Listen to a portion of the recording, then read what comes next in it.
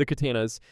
They are the signature, and the signature is written in blood across 34 years of comic panels, 4 films, and more variant covers than any other weapon in Marvel's history. Deadpool's dual katanas are his most recognizable visual element after the mask itself, 2 Japanese swords carried in an X-shaped harness across his back whose handles protrude above his shoulders in a silhouette so iconic that the character is identifiable from behind before his face is visible. The katanas are not traditional Japanese blades in any meaningful metallurgical sense. They are whatever the current artist decides they are, sometimes depicted with the curved single-edged profile of authentic katanas, sometimes drawn as straight-edged ninjato, sometimes rendered as fantasy weapons whose blade geometry would make a swordsmith weep. The inconsistency is the point. Deadpool's katanas are not a swordsman's weapon. They are a personality's weapon. Blades whose function is expression rather than precision, and the expression is always the same. I am here. I am close. And whatever I am close to is about to have fewer limbs than it started with. The katana's most significant narrative function is their contrast with Deadpool's healing factor. A character who cannot die does not need offensive weapons. A character who cannot die and carries 2 swords anyway is making a statement about how he intends to spend his immortality, and the statement is violence, delivered at a distance measured in arm lengths by a man whose reach is extended by 3 feet of sharpened steel on each side.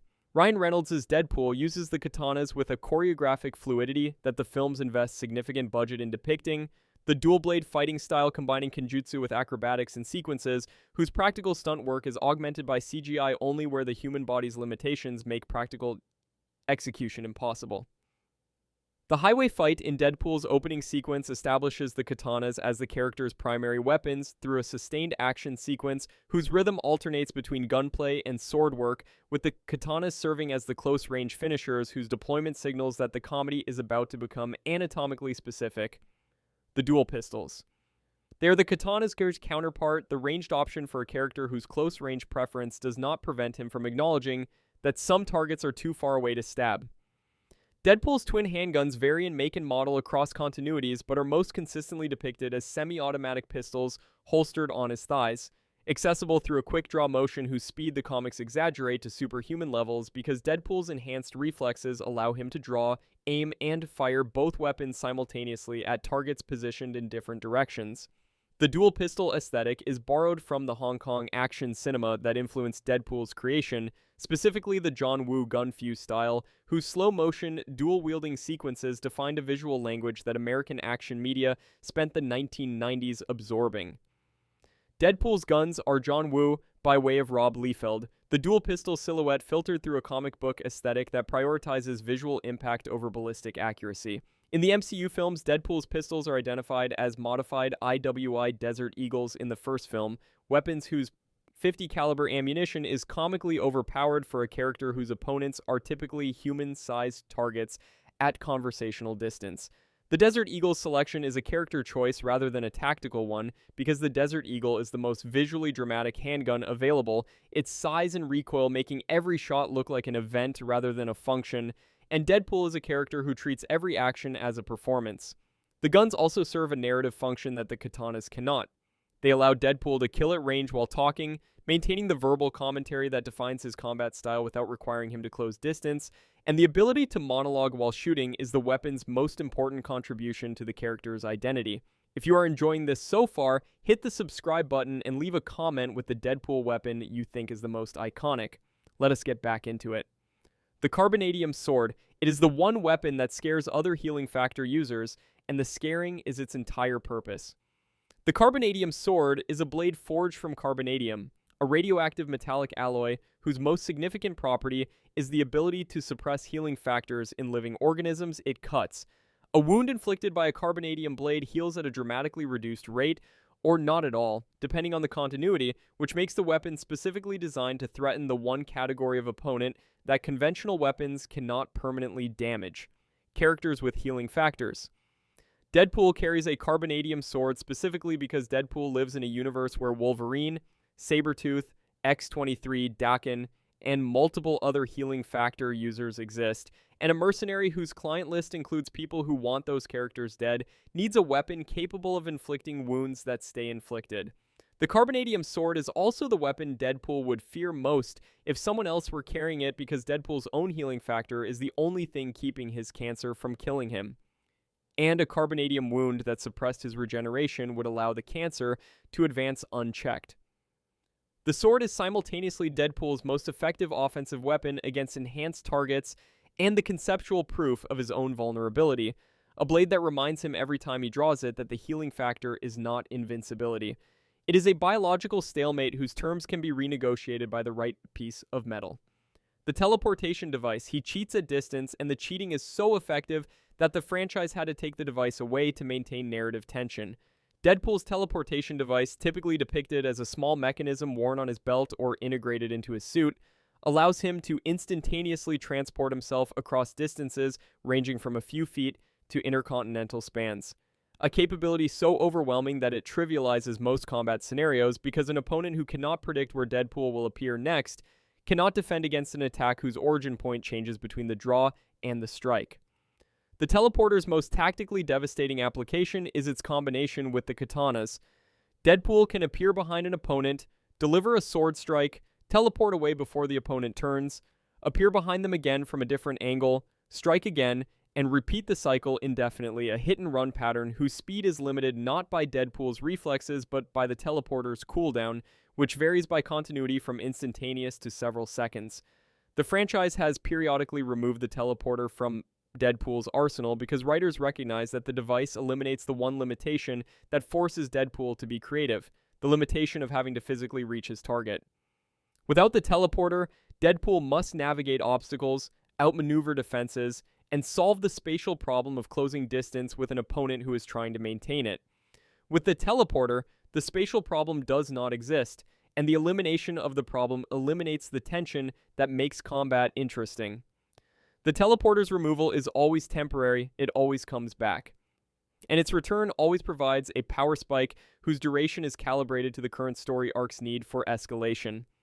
The holographic image inducer. He wears other people's faces, and the wearing is the franchise's most underappreciated piece of Deadpool's tactical toolkit. The holographic image inducer is a device borrowed from X-Men technology, originally developed for mutants whose physical mutations make civilian life impossible, that projects a holographic disguise over the wearer's body, allowing them to appear as a different person entirely. Deadpool uses the inducer to disguise his scarred appearance for infiltration missions, social interactions, and the occasional date whose success depends on his face not looking like the surface of Mars after a particularly aggressive terraforming attempt. The inducer is not a combat weapon, it is a social weapon, a tool whose application is interpersonal rather than violent. And its inclusion in Deadpool's arsenal is the franchise's acknowledgement that the character's most significant vulnerability is not physical. It is cosmetic. Deadpool's healing factor makes him functionally invulnerable to physical damage. His scarred appearance makes him functionally invisible to romantic interest, social acceptance, and the basic human interactions whose absence the character masks with humor, but whose absence the franchise periodically reveals as a genuine source of pain. The inducer lets Deadpool look normal. The normalcy is a disguise layered on top of a disguise, a hologram projected over a mask worn over a face that the character hides because the face's appearance contradicts the confidence the personality projects. The sigh. He carries them occasionally, and the occasionally tells you that Deadpool collects weapons the way other people collect hobbies, each one picked up, used for a while, and retained in the arsenal, not because it fills a tactical gap, but because the arsenal is a personality trait rather than a loadout. Deadpool's SAI are traditional Okinawan trapping weapons whose three-pronged design allows them to catch, redirect, and break incoming blades. A defensive capability that the katanas do not provide, because katanas are designed for cutting rather than catching. The SAI give Deadpool a defensive melee option whose utility is specific, disarming opponents who wield bladed weapons by trapping the blade between the sei's prongs and twisting it from the wielder's grip. The technique requires precision that Deadpool's enhanced reflexes support, but that his chaotic fighting style rarely employs because Deadpool's combat philosophy is offense as defense. The argument that an opponent who is being attacked continuously does not have the opportunity to attack back and therefore does not require a defensive response. The SAI appear and disappear from Deadpool's arsenal across continuities without explanation because the character treats weapons the way a child treats toys. acquiring new ones whenever something interesting appears and never formally discarding the old ones, which means Deadpool's maximum loadout at any given moment includes every weapon he has ever picked up and never put down, a collection whose weight alone would immobilize a character without superhuman strength. The combat knife. It is the weapon Deadpool uses when the katanas are theatrical and the guns are impractical. The in-between weapon whose size makes it concealable and whose blade makes it lethal at ranges shorter than a sword's reach but longer than a fist's. Deadpool's combat knife, typically a fixed blade tactical design with a clip point or tanto tip, is carried in a sheath on his boot, his thigh, his chest harness, or wherever the current artist decides to put it, and its function is the engagement range that no other weapon in his arsenal covers perfectly. The katanas require drawing clearance, the guns require aiming distance, the knife requires only proximity, the weapon's effectiveness beginning at contact range and ending at arm's length, a combat envelope so small that the knife fight is functionally a grappling match with a sharp edge. Deadpool's knife work in the films is depicted with a brutality that the katana sequence's choreographic elegance deliberately avoids because the knife is not an elegant weapon. It is a survival tool, a weapon whose deployment signals that the fight has moved past the performance phase and into the phase where the outcome is determined by who is willing to get closer. The machine guns. When subtlety fails, volume succeeds, and Deadpool's relationship with automatic weapons is the franchise's most honest expression of the character's approach to problem solving. If one bullet does not work, try 30. If 30 do not work, try 300. If 300 do not work. The problem was probably not solvable with bullets, but at least the attempt was thorough. Deadpool has been depicted carrying and firing virtually every class of automatic weapon the real-world military inventory contains, from submachine guns to light machine guns to belt-fed heavy machine guns, whose weight would be prohibitive for a character without enhanced strength and whose recoil would be unmanageable for a character without enhanced durability. The machine gun is Deadpool's saturation weapon, the firearm he selects when the tactical situation has deteriorated past the point where aimed fire is productive and the only remaining strategy is to fill the air with enough metal that the target's evasion options are reduced to zero. The machine gun also serves a comedy function that no other weapon in Deadpool's arsenal replicates. The visual of a character in a red spandex suit firing a belt-fed machine gun from the hip while cracking jokes is inherently absurd, the contrast between the weapon's military lethality and the wielder's comedic delivery producing a tonal dissonance that is the character's entire aesthetic. Grenades and explosives. He carries them everywhere, and the everywhere includes places that grenades should not physically fit. Deadpool's relationship with explosives is defined by the same principle that governs his relationship with every weapon on this list. More is better, and the optimal amount of more is whatever quantity produces the largest explosion compatible with the character's survival. The healing factor is the critical enabler. A conventional combatant cannot use grenades at close range because the blast radius includes the thrower. Deadpool can use grenades at point-blank range because the blast that would kill anyone else is a temporary inconvenience for a character whose body regenerates from explosive damage in seconds. This capability transforms grenades from area denial weapons into contact weapons, explosive devices that Deadpool can hold, attach to enemies, or detonate while standing inside the blast radius because the blast kills the enemy and merely rearranges Deadpool. The franchise has depicted Deadpool using fragmentation grenades, flashbang grenades, smoke grenades, incendiary grenades, and in at least one memorable instance, a grenade he swallowed and detonated inside his own body to destroy an enemy who had grappled him from behind. The swallowed grenade is the franchise's most Deadpool-specific piece of explosive tactics because it requires a healing factor to survive and a personality disorder to consider. The chimichanga. It is not a weapon in the conventional sense, and the unconventional sense is the only sense that applies to a character who has weaponized Mexican food through the sheer force of narrative repetition. The chimichanga is Deadpool's signature food item, a deep-fried burrito whose presence in the character's dialogue, thought bubbles, and physical possession has been so consistent across 30 years of publication that the food item has transcended its culinary identity and become a character trait, a verbal tic, and in specific combat scenarios, a distraction tool whose deployment confuses opponents long enough for Deadpool to exploit the confusion. Deadpool has thrown chimichangas at enemies. He has offered chimichangas to enemies mid-fight as a disarming social gesture whose sincerity cannot be evaluated because sincerity and Deadpool occupy different universes. He has used chimichangas as bait in traps whose sophistication is inversely proportional to the food item's dignity, and the chimichanga's recurring presence in combat scenarios where food has no tactical application is the franchise's clearest statement about what Deadpool actually weaponizes. Unpredictability. An opponent who must account for the possibility that the mercenary facing them will throw a burrito instead of a grenade cannot form a defensive strategy because the strategy must accommodate outcomes whose probability distribution includes every action a functional adult would take and every action a non-functional adult might attempt. The fourth wall. It is his most powerful weapon, and the weapon is invisible to every character except the one wielding it. Deadpool's fourth wall awareness, his knowledge that he exists inside a fictional narrative whose audience is watching from outside the story, is the franchise's most unconventional weapon because the weapon does not inflict physical damage.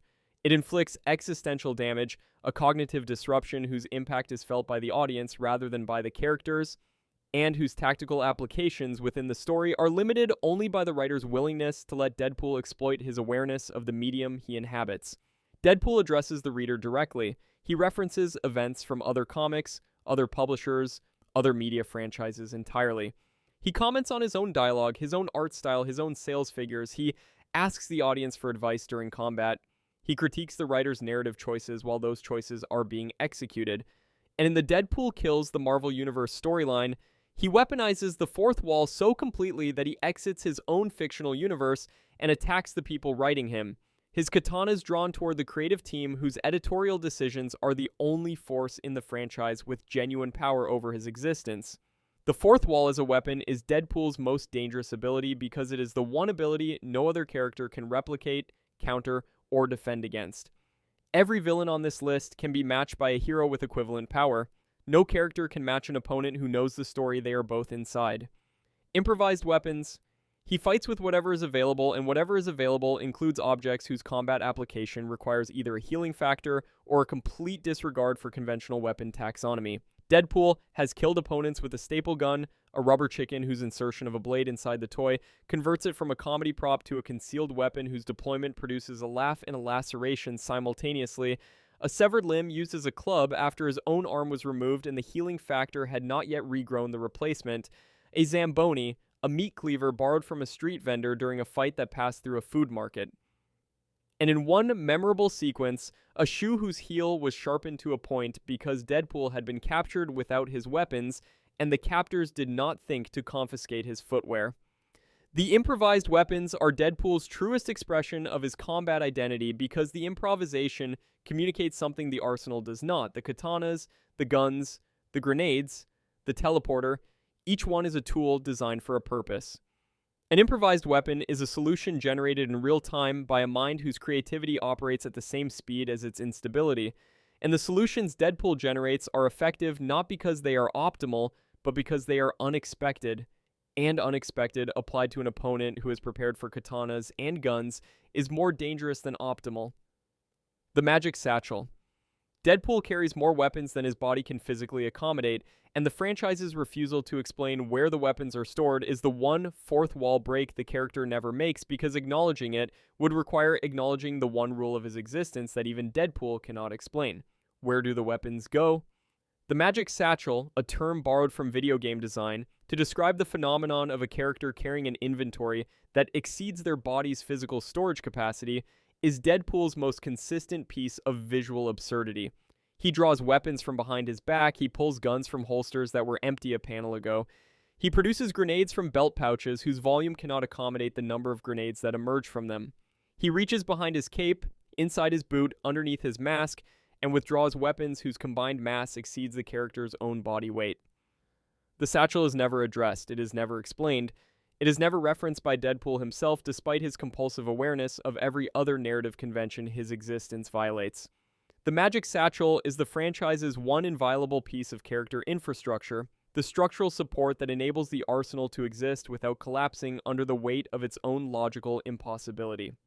The healing factor itself. The most dangerous weapon Deadpool carries is not in his holsters, it is in his cells. Deadpool's healing factor is the weapon that makes every other weapon on this list functional because the healing factor eliminates the one constraint that governs every other combatant's weapon usage. Consequence, a normal fighter must account for the damage their opponent's attacks will inflict. Every offensive action carries a defensive cost. The time spent attacking is time not spent defending. And the balance between offense and defense is the fundamental calculus of combat. Deadpool's healing factor removes defense from the equation entirely. He does not need to block. He does not need to dodge. He does not need to retreat, regroup, or recover because the damage his opponent inflicts is repaired faster than the opponent can inflict it, which means Deadpool can commit fully to offense in every exchange, every round, every fight, trading wounds for wounds in a transaction whose terms always favor the party that can regenerate. The healing factor transforms every weapon Deadpool carries from a tool into a luxury. He does not need the katanas. He does not need the guns. He does not need any weapon at all because his body will survive any unarmed confrontation long enough for the opponent's body to give out first. The weapons are not for survival. They are for speed, efficiency, and the specific brand of theatrical violence that Deadpool's personality demands. The healing factor keeps him alive. The weapons keep the audience entertained. And the distinction between staying alive and being entertaining is the distinction between a character who carries weapons because he must, and a character who carries weapons because he wants to, and Deadpool has never once needed a weapon. He has always wanted every single one. And that is every weapon Deadpool has carried across 34 years of comics, 4 films, and a merchandise catalog whose replica weapon sales alone could fund a small country's military budget. The pattern underneath all of them is the same contradiction the character has been performing since Rob Liefeld drew his first sketch in 1991. Deadpool is unkillable. Deadpool carries enough weapons to kill everything in the room. The unkillability makes the weapons unnecessary. The weapons make the unkillability entertaining. And the entertainment is the point. The reason the arsenal exists, the reason the pouches are full, the reason the harness carries 2 swords and the belt carries 2 guns, and the boots carry knives and the satchel carries whatever the current scene requires. Deadpool does not carry weapons because he is a mercenary. He carries weapons because he is a performer, and the performance requires props, and the props are sharpened, loaded, and occasionally deep-fried. Every weapon on this list is a punchline whose delivery mechanism is violence, and the violence is the setup for the next punchline. And the punchlines never stop because the healing factor never stops, and the mouth never stops, and the man behind the mask has been armed to the teeth for 34 years and has never once run out of things to say about the teeth.